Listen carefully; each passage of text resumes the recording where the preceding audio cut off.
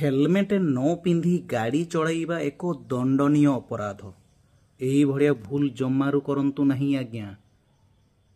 Fine गणिबे, खाली fine नुहे, जदि एक्सीडेंट हो जाए ना हेलमेट पिंधि नथिबे सीधा ऊपर को पड़े जीवे, माने एकदम खलास। तेणुकरी गाड़ी चलाइला बेले हेलमेट निहाती पिंधंतु। बुझी पारले कि नहीं?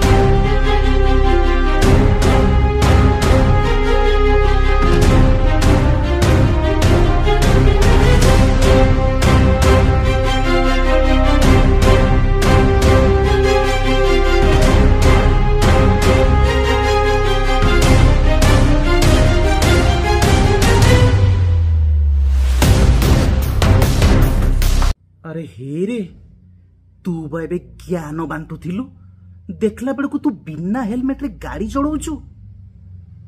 बुझिले आज्ञा? खाली ये नुहे, एई भड़िया घटना आपण माने फिल्म रे देखिया को पाइबे।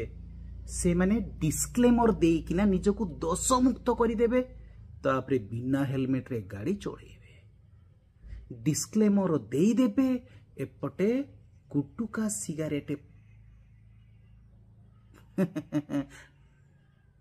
खाई किना टाणी किना स्टाइल मारिबे। ए डिस्क्लेमर बहुत किछि करिवार गोटे परमिशन दे दिए ना। ना कौन कहते आप?